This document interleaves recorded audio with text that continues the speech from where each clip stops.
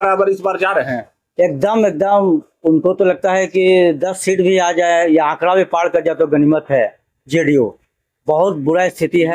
तमाम वृद्धा पेंशन लाती हैं 20 साल से 20वें साल सरकार पहुंच रही है, तो क्यों नहीं उन्होंने 1100 रुपये किया था वृद्धा पेंशन। 10 साल पहले कर दें तब बिहार की जनता मानती। तब फायदा होता। तो लोग कह रहे हैं कि 1100 नहीं, हमको 1500 चाहिए, 125 यूनिट नहीं, हमको 200 यूनिट चाहिए।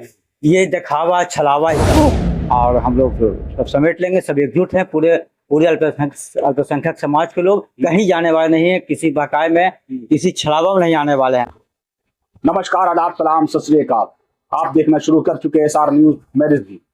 देखिए, मैं भी मौजूद हूँ पटना के फुलवारी शरीफ में और मेरे साथ मौजूद हैं राष्ट्रीय अल्पसंख्यक प्रकोष्ठ के राष्ट्रीय सचिव है जनाब मोहम्मद फारूक आजम साहब। अभी इनको बनाया गया है राष्ट्रीय अल्पसंख्यक प्रकोष्ठ में राष्ट्रीय सचिव के पद पर मनोनीत किया गया है। सबसे पहले आप राष्ट्रीय कमेटी में चले गए हैं अल्पसंख्यक प्रकोष्ठ में, कैसे अल्पसंख्यक को मजबूत करेंगे?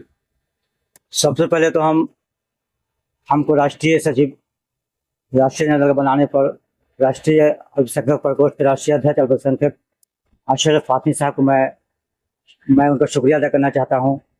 आदरणीय राष्ट्रीय अध्यक्ष लालू प्रसाद यादव को शुक्रिया अदा करना चाहता हूं और प्रतिपक्ष नेता श्री तेजस्वी प्रसाद यादव को मैं शुक्रिया अदा करना चाहता हूं कि हमको इस लायक समझा, हमको राष्ट्रीय सचिव अल्पसंख्यक प्रकोष्ठ का बनाया गया।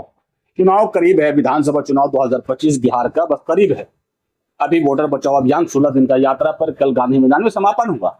क्या लग रहा है, कैसे इसको देख रहे हैं? जो यात्रा पूरा जो चला पूरे बिहार जिला में लगभग 16 दिन का यात्रा था। तमाम यहाँ गठबंधन के लोग थे। अल्पसंख्यक क्या राष्ट्रीय सचिव बनाए गए हैं, क्या कहेंगे?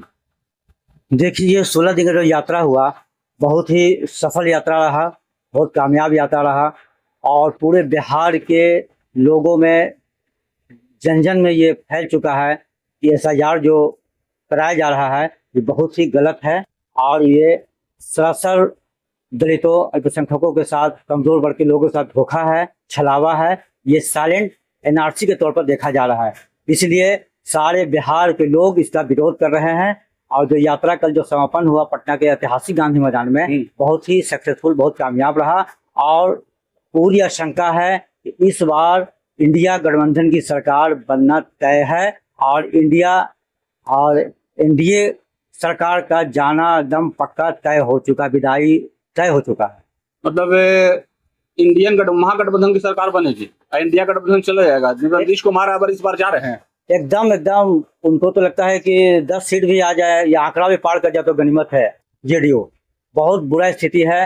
जब माननीय मुख्यमंत्री जी अपने होश हवास में नहीं है तो क्या वो सरकार बनेगी? वो खुद अपने आप को संभाले पहले।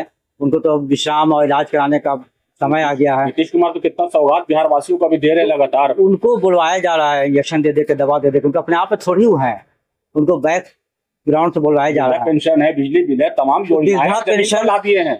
20 साल से 20वें साल सरकार पहुंच रही है, तो क्यों नहीं उन्होंने 1100 रुपये किया था वृद्धा पेंशन। जब प्रतिपक्ष नेता माननीय तेजस्वी प्रसाद यादव का ये घोषणा है कि मेरी सरकार बनेगी तो हम 1500 रुपया वृद्धा पेंशन देंगे, 200 यूनिट फ्री बिजली देंगे, माँ बहन योजना देंगे। तो ये उनका ये नकल है और इनमें कोई दम नहीं है। ये इन्होंने दिखावा किया है। हमारे प्रतिपक्ष नेता तेजस्वी यादव दिखावा तो मिलना शुरू हो गया। वृद्धा पेंशन सबको मिल रहा है, बिजली बिल माफी मिल रहा है, तो सब जमीन पर आ गया। अब 10,000 अब अनाउंसमेंट हो गया, हर महिला को 10,000 रुपये मिलेगा, रोजगार मिलेगा हर घर के महिलाओं को। तो मेरा कहने का मतलब कि ये काम इन्होंने 15 साल पहले क्यों नहीं किया था? ये काम लेट हो गया, यही आपका कहना है? लेट क्या, कुछ नहीं। अब तो 2 महीना पहले, 3 महीना पहले इन्होंने घोषणा किया और लागू किया। इसमें बचा किया तो देखा देखी इन्होंने किया। ये काम 15 साल पहले करते हैं तब बिहार की जनता। ये चुनावी घोषणा नहीं, चुनावी ललीपॉप है ये। अच्छा, चुनावी ललीपॉप है ये। अगर 15 साल पहले करते हैं तब बिहार की जनता मानती। तो लोग कह रहे हैं कि 1100 नहीं, हमको 1500 चाहिए, 125 यूनिट नहीं, हमको 200 यूनिट चाहिए। ये दिखावा छलावा ये सब है। 200 यूनिट कौन करेंगे? 1500 कौन करेंगे? 1500 हमारे इंडिया गठबंधन सरकार बनेगी। पहले कैबिनेट में 1500 रुपया वृद्धा पेंशन लागू हो जाएगा, 200 यूनिट बिजली मुफ्त हो जाएगा, माँ बहन 2500 रुपये योजना पहले कैबिनेट में हो जाएगा। जैसे सरकार बनेगी, बनते ही पहले कैबिनेट में पास होगा। ये तय है एकदम। और सरकार बनना भी तय है इंडिया गठबंधन की। अल्पसंख्यक के आप राष्ट्रीय सचिव है, बड़ा पोस्ट है, जिम्मेवारी बड़ी है, चुनाव करीब है, कैसे अल्पसंख्यक को मतलब मजबूत करेंगे? अल्पसंख्यक मजबूत है, एकजुट है, और जो बचा कुचा है उसको हम लोग सब समेट लेंगे। मजबूत करने में लगे हुए हम लोग, और हम लोग का एक प्रोग्राम भी होने वाला है। हम लोग बहुत जल्द इसी माह सितंबर में हम लोग अल्पसंख्यक का एक प्रोग्राम कराने के तैयारी में लगे हुए हैं, और ताकि जो बचे कुचे लोग हैं तो गुमराह ना हो, कोई गुमराह नहीं करे उन लोग को, और हम लोग सब समेट लेंगे। सब एकजुट हैं, पूरे पूरे अल्पसंख्यक समाज के लोग कहीं जाने वाले नहीं है, किसी बहकाए में, किसी छलावा में नहीं आने वाले हैं।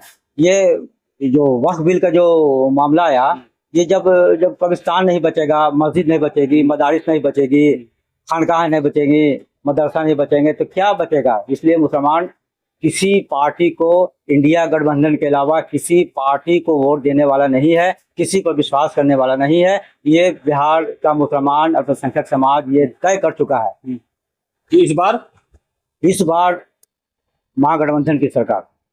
ये रैली जो अभी समापन हुआ है, वोटर बचाओ अभियान जो यात्रा खत्म हुआ है, उसमें आपको लगता है कि राहुल गांधी ने कांग्रेस को पूरा का पूरा एकदम फ्लोर पर ला दिया है, तेजस्वी यादव डाउन हो गए? नहीं, ऐसा बात नहीं है। सब कांग्रेस मजबूत नहीं हुई है, तब कहीं ना कहीं आप कांग्रेस मजबूत होगी तो अच्छी बात नहीं है, तो नुकसान एनडीए को ना होगा तो दूसरे को होगा। आरजेडी को नहीं होगा, टिकट ज्यादा, सीट ज्यादा, सब नहीं मांगे। नहीं, उस ऐसा कुछ नहीं। सब हम लोग राजनीति में खेला करने लगेंगे तब? ऐसा कुछ नहीं है। सब यहाँ हम लोग को सरकार बनाना है, एनडीए को हराना है, बिहार से भगाना है। हम लोग बैकफुट पर थोड़ा चलेगा, खाली राहुल गांधी हर जगह नजर आ रहा है? नहीं, ऐसा नहीं है। सब मिलजुल के हो रहा है। इंडिया गठबंधन में एकता है, एकजुट है। कहीं कोई कंफ्यूज का मामला नहीं है, कहीं कोई कुछ नहीं है। अल्पसंख्यक क्या प्रकोष्ठ में, राष्ट्रीय प्रकोष्ठ में कितना टिकट मुसलमानों को आरजेडी देगी? चलिए, महागठबंधन टिकट अब तो समय आने दीजिए। राष्ट्रीय पोस्ट पे राष्ट्रीय आप अल्पसंख्यक है, उसमें कुछ ना कुछ तो होगा।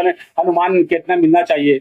मुसलमानों का भागीदारी कितना? 18%, 20% बोलते हैं। है तो वही हमको लगता है कि सब बात चल रही है, तो अच्छे तादाद में मुसलमानों को टिकट मिलना चाहिए। मांग करते हैं। हाँ, मांग करते हैं। मिला, पिछले बार मिला था, ऐसा थोड़ी है। मिला था अल्पसंख्यक को जो कोटा है, जो जनसंख्या के हिसाब से अल्पसंख्यक को टिकट पिछले बार मिला था, इस बार मिलेगा। इस बार कुछ और अधिक होना चाहिए। अधिक अब सीट के हिसाब से होगा कि कौन सीट जीतने वाला है। और 20%, 18% मुसलमान है, और 2%, 4%। जैसे आप मुकेश सहनी को आप देख लीजिए, वो अलग इतना सीट मांग कर रहे हैं, तो मुसलमान का मांग हो जाएगा। तो मांग करने से नहीं होगा। डिप्टी सीएम का बोल रहे हैं कि हम डिप्टी सीएम में बनेंगे, तो ऐसा मुसलमान का डिप्टी सीएम होना चाहिए। इस बार मुसलमान डिप्टी सीएम होना चाहिए। बात सही है, डिप्टी सीएम होना चाहिए।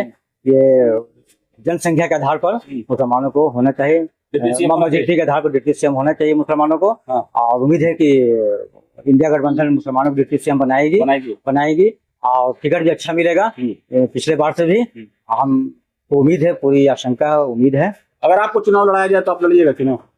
क्यों नहीं, तो इंसान से चुनाव लड़ता है, नेता ही चुनाव लड़ता है। कौन लड़ता है? तो टिकट मिलेगा तो वफादारी निभाएंगे और लड़ेंगे, अगर टिकट मिलेगा तो। अगर इनको टिकट मिलता है, जनाब फारूक आजम साहब हैं, राष्ट्रीय बनाए गए हैं, राष्ट्रीय अल्पसंख्यक प्रकोष्ठ में राष्ट्रीय सचिव बनाए गए हैं। देखिए, इन्होंने बड़ी मांग की है आरजेडी हाला कमान से, इस बार डिप्टी सीएम मुसलमान का चेहरा होना चाहिए और मुसलमान की भागीदारी ज्यादा से ज्यादा होना चाहिए। अब वक्त बताएगा, विधानसभा चुनाव करीब होने वाली, टिकट का बंटवारा होगा, उसके बाद ही देखा जाएगा इसकी कितनी भागीदारी। वक्त का इंतजार कीजिए। धन्यवाद।